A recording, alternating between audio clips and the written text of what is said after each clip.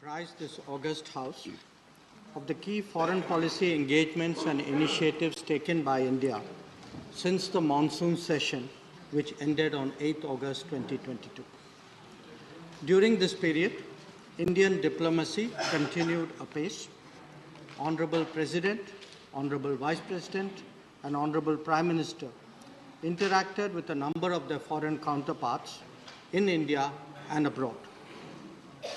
We also participated in events linked to the G20, the SCO, and the ASEAN, while hosting a number of foreign dignitaries in India. This included the Secretary General, Antonio Guterres of the United Nations. I myself visited a number of nations, as did our Minister of States, and we received many of our counterpart colleagues here in India. Together, these activities reflected India's growing interests, expanding footprint, and more intensive partnerships. Through these efforts at multiple levels, we were able to advance our national objectives in a world that is increasingly beset with uncertainties, disruptions, and rivalries. Honorable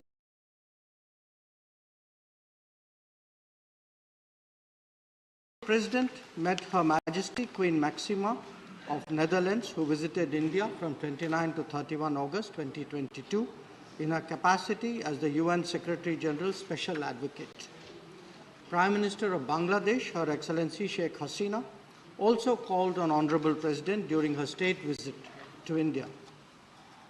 Honorable President's first overseas visit was to the United Kingdom to attend the funeral of the late Queen Elizabeth II. Honorable Vice President represented India at the India-ASEAN Commemorative Summit at Cambodia, which elevated the India-ASEAN relationship to a comprehensive strategic partnership. He also attended the 17th East Asia Summit, which is an important forum to promote free, open, inclusive, and rules-based Indo-Pacific. Apart from bilateral engagements in Phnom Penh, he visited UNESCO World Heritage temples at Taprom and Angkor Wat, where conservation and restoration work has taken place with India's support. Furthermore, on the invitation of His Highness Sheikh Tamim bin Hamad Al Thani, Amir of Qatar, Honorable Vice President attended the opening ceremony of the FIFA World Cup 2022. This reflected India's long-standing relationship with Qatar, which is home to over 8.5 lakh Indian nationals. Honorable Prime Minister participated in the Samarkand summit of the SCO Council of Heads of States, where India assumed chairmanship of SCO. As chair of SCO, India's priorities are to advance the theme of secure, articulated by the Prime Minister initially at the SCO summit in Qingdao in 2018. Secure stands for security, economic cooperation, connectivity, unity, respect for sovereignty and territorial integrity, and environment. At Samarkand, Prime Minister voiced global sentiment when he declared that this was not an era of war. His statement was in the context of the Ukraine conflict, where our advocacy of dialogue and diplomacy has been consistent and persistent. It has a larger resonance as well. We have also extended support on specific concerns such as supply of food grains and fertilizers, as indeed on security of nuclear installations. Our position has been broadly appreciated by the international community and finds reflection in the G20 Bali Declaration. I am very happy to inform the House that Kashi has been designated as the first SCO cultural and tourist capital for 2022-23. This would facilitate showcasing of our age-old knowledge inheritance and our rich social and cultural heritage. The Prime Minister also attended the state funeral of the late Prime Minister Shinzo Abe of Japan, who was a particular friend of India. In his meeting with his counterpart, Prime Minister Fumio Kishida, Prime Minister noted the invaluable contributions made by Shinzo Abe to strengthening India-Japan relations as well as conceptualizing the vision of a free, open, and inclusive Indo-Pacific region. Both PMs renewed their commitment towards enhancing India-Japan strategic and global partnership and to work towards promoting regional and international cooperation.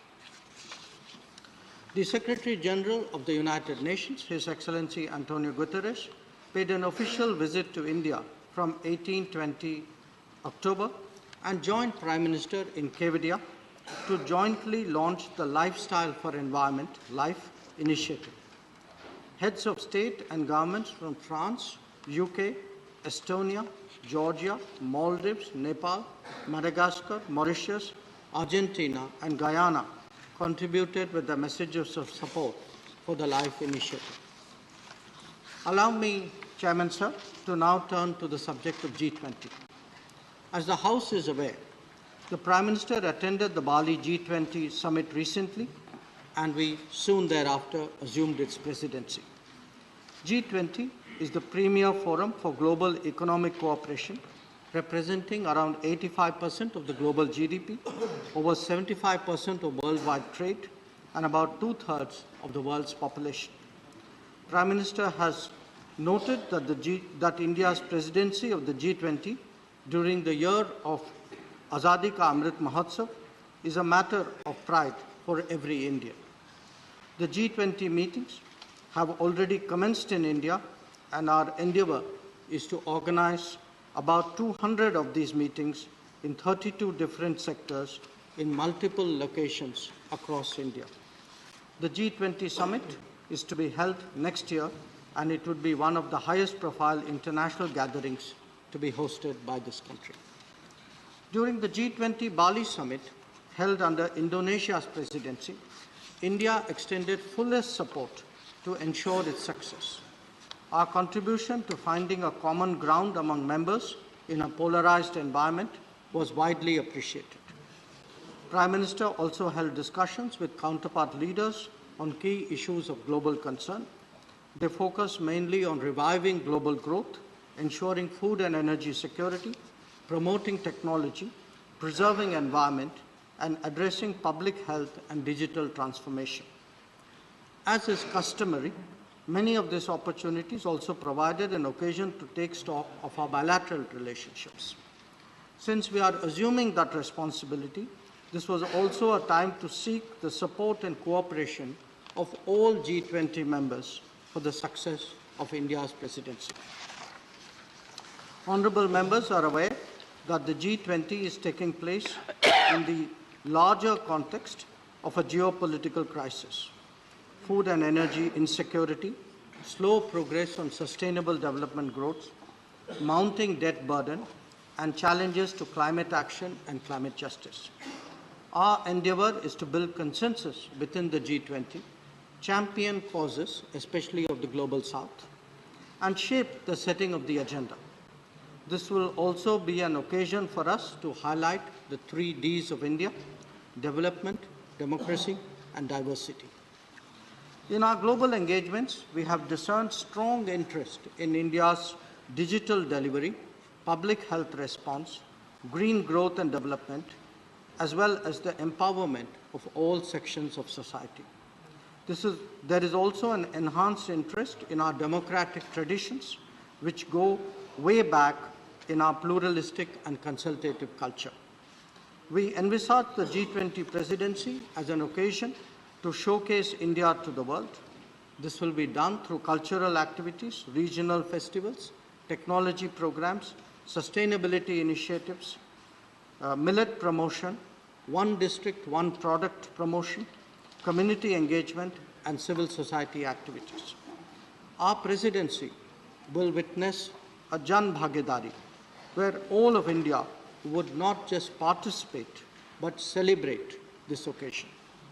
As the House is aware, government has briefed leaders of political parties in this regard. We see this as a truly national endeavor and seek the cooperation of everybody to make it a success. I would also like to highlight that India will provide a stronger voice to issues of interest of the Global South. This is very much a part of our DNA. It was in evidence most recently during the vaccine Maitri. Our emphasis will be on sharing the India story, caring for all, and taking collective action. It will focus on emphasizing our achievements and priorities such as digital India, clean energy, sustainable lifestyles, women-led development, and multilateral reforms. Prime Minister's initiative on lifestyle for environment, and India's millet initiative, which has resulted in the UN declaration of the year 2023 as the International Year of Millets, would also be prominent in India's approach towards addressing the SDGs. Today, we are building stronger bridges with both developing countries and advanced economies. Apart from our G20 presidency, we are members of a growing number of groups and mechanisms. Some of them are relatively established, like the BRICS and Commonwealth. Others have been more recent, like the Quad and SCO, and still others are emerging, like the I2U2 and the Indo-Pacific Economic Framework. We are also increasingly engaging the world in group formats, reflecting the growing interest on their part to cooperating with India. This could be with the ASEAN, with Africa or the Pacific Islands, or indeed the Nordic nations, CARICOM, CELAC, or Central Asia. Our growing collaboration with the European Union is of particular importance. Chairman, sir, I would like to share with the House that the ministers of MEA have been equally active during this period. I have myself hosted the foreign ministers of Maldives, France, Singapore, Botswana, United Kingdom, Ghana, Gabon, Belarus, Syria, UAE, and Germany in this period. I would also highlight the India-Singapore Ministerial Roundtable and the collective interaction with 12 African ministers dealing with education and skills who were here at the invitation of my colleague Dharmendra Pradhan that took place in Delhi. It would give the honourable members a sense of the breadth of our engagement and the growing global interest in India. This was also in evidence during my outgoing visits to Thailand, Brazil, Paraguay, Argentina, UAE, Japan, Saudi Arabia, Uzbekistan, USA, Australia, New Zealand, Egypt, and Russia. It was my privilege to represent India at the UN General Assembly high-level segment this year. I took the occasion to engage with the G4, the L69, Quad, IPSA, BRICS, CELAC, and CARICOM, and hold multiple trilaterals and bilaterals. Our ministers of state have been equally vigorous in promoting India's interests abroad.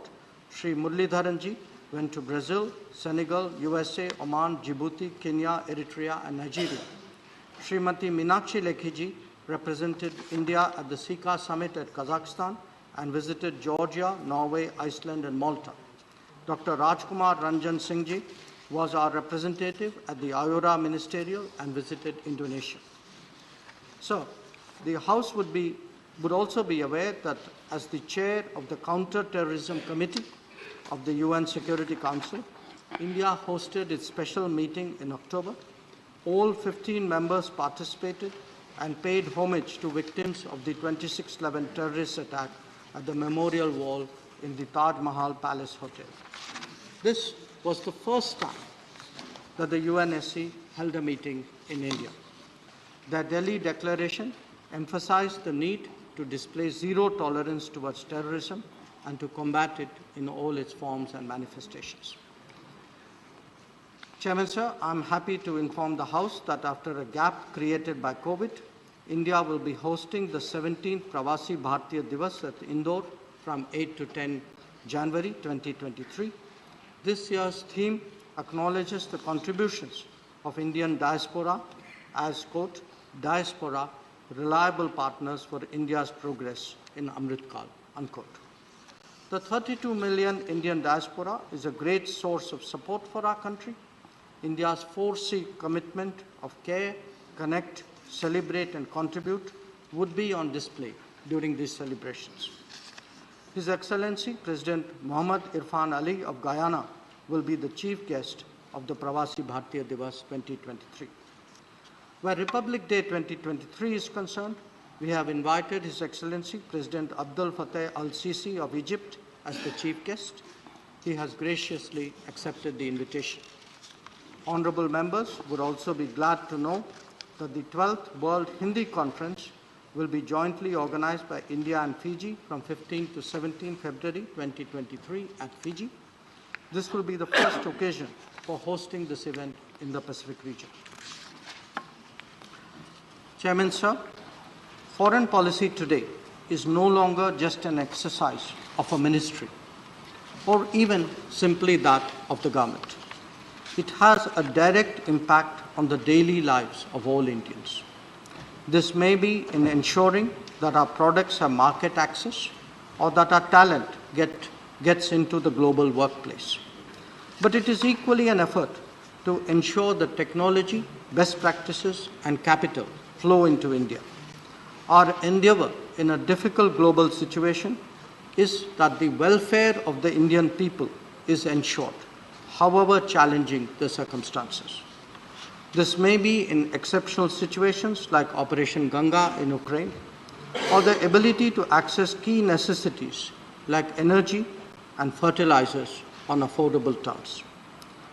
Or indeed, in concluding migration and mobility partnerships, as we have just done with Germany. Indian foreign policy is there to serve the Indian people. We will do whatever it takes to discharge that responsibility. It could be in ensuring international support for our policies or in the acceptance globally of our interests and objectives. These may be difficult times, but it is also an occasion to display our leadership and make a strong contribution to global peace, stability, growth, and security. Honorable members know this well and understandably approach the ministry sometimes with their particular concerns and issues. It has been our earnest effort to respond as effectively and as sincerely as possible to their communications. We are extremely conscious that foreign policy must respond to the requirements and demands of our society. We demonstrate that as much through the activities of our embassies abroad as we do at home through improved passport and immigration services. I have every confidence that this august House does appreciate both our promotion of national interests abroad as well as our responsiveness to the daily requirements of our people. I conclude with the expectation that the House will continue to extend its fullest support to our efforts and encourage our success in the G20 presidency in particular and foreign policy in general. Thank you so much.